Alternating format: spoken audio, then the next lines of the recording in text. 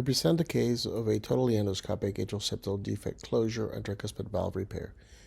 This is the case of a 28-year-old male who had presented with syncopal episode that led to an accident, a vehicle accident. Workup demonstrated ASD, a fenestrated ASD, as you can see there with a TEE. MRI confirmed this, and he was taken to the operating room for endoscopic closure. That's the IJ catheter that I placed myself in the field. So the central axis for the swan, etc., is put on the left IJ, although we don't use a swan here, I believe. We put in a diaphragmatic stitch to push the diaphragm down. We use ligature to enter the pericardium, and we drive it up as an L-shaped. We put 4 or 5 pericardial stitches posteriorly and pass them through the chest wall. Our working port is a fourth intercostal space, 2 to 2.5 centimeter incision with a extra small Alexis soft tissue retractor. We put a right atrial stitch in proline, as you can see it there, to lift up the heart and expose the right atrium.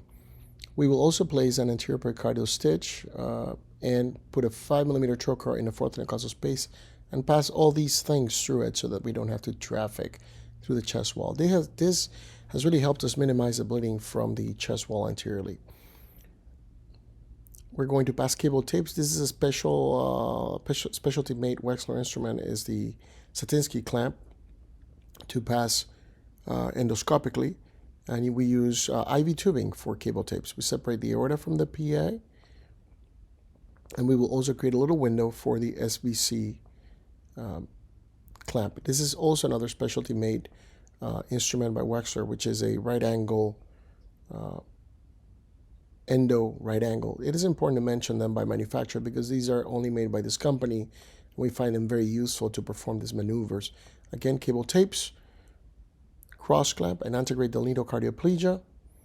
We cool to 32 degrees, and we open the right atrium. In this case, we did this for the sake of the ASD. You'll see next, the exposure is done with the USB Medical CSV retractor, and this gives us a great exposure, opens wings, and you can put on there leads or swan gans if you're doing that. Here is the ASD, as you could see on the echo. True to form, it is fenestrated.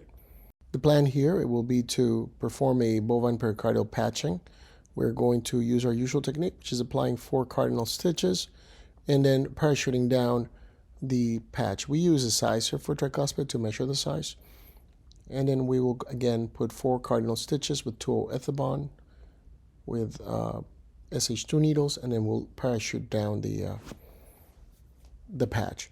And then we'll use a 4-O polypropylene and an RB suture to run the edges of the patch. Notice the moscato portion of the ASD is still remote to the IVC. The IVC, you can tell, is torsioned by the external cable tape.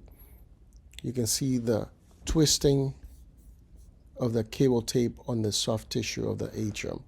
We're going to anchor our 4 polypropylene. We have a pre-made loop so that we don't have to tie, and we just go and run this around. Going four-handed is always easier and upwards to the head, so that's what we do. Every third or fourth, we try to lock this suture so that we don't purse string.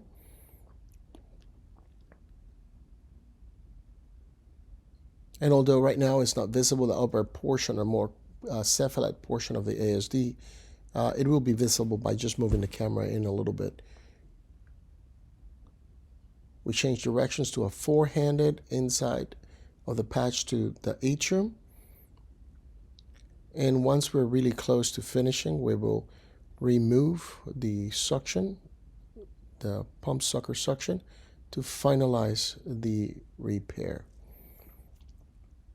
Our next task is, as you could see on the echo, he has a very dilated annulus at about 44 millimeters.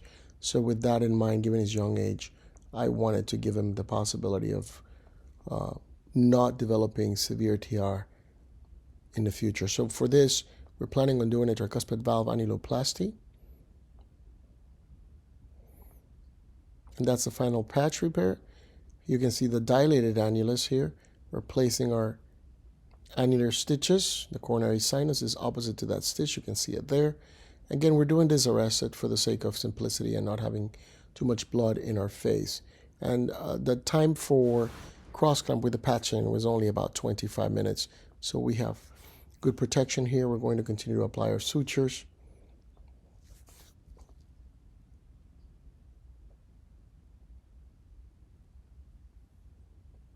And then to see the upper portion or the anterior annulus, we move the 30-degree scope, periscope down so we can see up. And you can see that we have a full visualization of the area. Another aspect of doing this arrested is that it helps prevent any form of injury with a needle to the root of the aorta, which can be really difficult to fix, if not impossible to fix endoscopically. So it's better to just have this caution. This is static testing. We can see the size of the valve. The annulus is larger. We're applying a 30 millimeter Edwards band. This is a final result, and in the medial aspect, in the commissure of the anterior and septal, there's a little slight separation. You could see that on the TEE, so we're going to put a CB5 Gore-Tex there. It's a bubble test, which was negative. The tricuspid valve looked well, mean gradient of 1, and thank you for your attention.